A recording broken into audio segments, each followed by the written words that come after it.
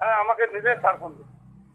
ও দেখি আমাদের তো আমার চাকরি বুঝেন না, আর আমাকে ফোন, আমার চাকরিতে এমপির বাইরে কিন্তু এলাকা নয়। না না, এলাকা যেটা ওই যে বিএনপি জামাতের তো এমপি স্যার তো সাপোর্ট করবে না, বিএনপি জামাতের তো আমরা ইয়ে করবো না, করবে না, কিন্তু ওদের এমপি স্যার বিএনপি জামাতের জন্য ওরা ইয়ে বাড়াতে ছোট কি করবে না। আমার আত্মীয় তো সেই জন্য নয়। না না, আত্মীয় না, বিএনপি জামাতের জন্য আমরা সাপোর্ট করবো না, বুঝেন না। আমাদের বাহিনী যদি সাপোর্ট করে সেটা আলাদা বিষয়। সেটা আলাদা জিনিস, স্যারের সাথে যেটা করবেন ওনার সাথে আলাপ করে করবেন। না, বিএনপি জামাতের আমরা এখানে শোনেন, এখানে আমি যতদিন আছি 8-10 জন নিয়ে তালাও খুলতে পারবো না বিএনপি অফিসের। সেটা না করুন, সেটা আলাদা জিনিস। না সেটা কাউন্সিল তো দূরের কথা, সে তালাই খুলতে পারবে না পার্টি অফিস, কাউন্সিল করবে কিভাবে? 8টা নিয়ে বলেন এলাকায় না থাকতে। হ্যাঁ, ওষুধ না এখন এলাকায় আমরা বলবো কেন? আমরা বলবো কেন? বেশি ইয়ে করে যাবেন, নিজের চেয়ারখান নষ্ট করেন। না আমার চেয়ারে কিছু নেই, চেয়ার এখানে হলে আরেকটা নেবে, এখানে পারমানেন্ট চেয়ার আমি নিয়ে আসছি। আমার মন্ত্রী কিন্তু আলাদা জিনিস। শোনেন, ওই স্যারকে বলেন, স্যারের কথা হয়েছে আপনার?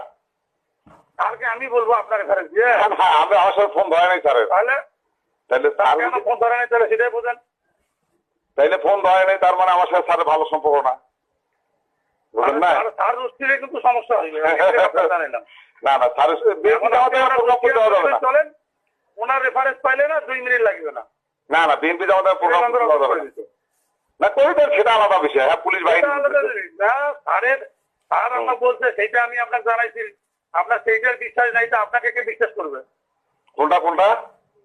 স্যার আমাকে বলছে এটা আমি আপনাকে জানাইছি, মানে আপনি বিশ্বাস করেন নাই। এ তো করা যাবে না, এখানে বাহিনীর নিয়ম আছে না। এটা আপনি না করেন সেটা আপনাদের। হ্যাঁ, সেটা ওই যে বাহিনীর একটা সিস্টেম আছে না, এখানে ইয়ে করা যাবে না। বিএনপির কোন কাউন্সিল এখানে করা যাবে না। সেটা যেটাই করেন ওনার সাথে কনসালটেন্ট করে কথা বলে যাবো। বিএনপির কাউন্সিলের স্যার কি বলছে বিএনপি কাউন্সিল করার জন্য? আমার বলছে কাউন্সিলে বাধা দিলে পেপারে হেডলাইন আসবে, অতএব ওরা ঘরোয়া ভাবে করুক, ওরা যেন বাড়াবাড়ি না করে। এর পেপারে হেডলাইন না, বিএনপি জামাতের ইয়ে দিলে পেপারে ঘরের মধ্যে আসুক।